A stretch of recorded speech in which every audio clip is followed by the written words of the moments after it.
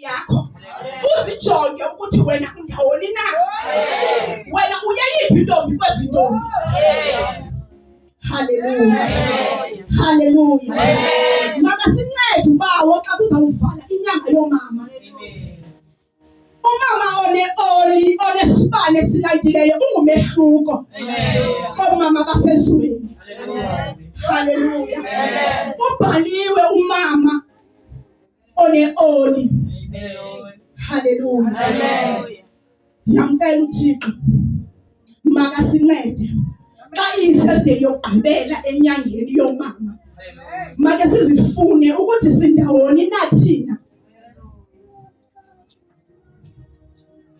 Ndizifuna ukuthi mna ndindawoni. Asisenalo ixesha, liphelile ixesha. Ze kuthi xa livalwa icango ube ungaphakathi. Haleluya, haleluya. Iinkokheli zethu zisinikile umkhombandlela ukumna kuwe ke ngokuthi ukuthi uyazithathela na. Ngoba eneneni ayizusinceda into yoba ngabana sizohlala ezitulweni every Sunday and Thursday kanti umama saziyohambise. Ayikho le nto ayihambayo. Ukhona kuba ifuna kuthiwa upresent. Kodwa ayikho le nto ayihambayo. Makasincede uThixo. Amen. Lavalwa icango. Ndinewari yokuthi umhlala avalwa icango ndawuze mna ndibenje indawoni na.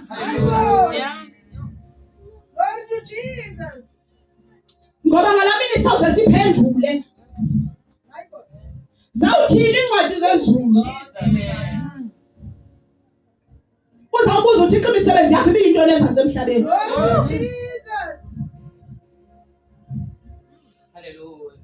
Intoni lebuyenza?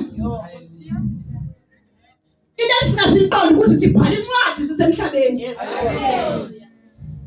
Incwadi leyo ezawutyhilwa ngomhla wokugqibela. Makasincede uThixo kulo sine wokugqibela woomama. Makasincede ubawo sizifune uba sindawoni na. Ingabi izibane zethu zigcwele. Zigcwele izibane zam. Haleluya. Endithanda izibamde. Makasincede ubawo. Xa ndizawuhlala phantsi ingabe isibane sakho sigcwele na. Umbuzo umile. Ngoba xa umyeni efika, ngoba kaloku akayalezi xa izawufika. Ufika nanini na. Ithi iBhayibhile wafika enzulu zokusuku belele.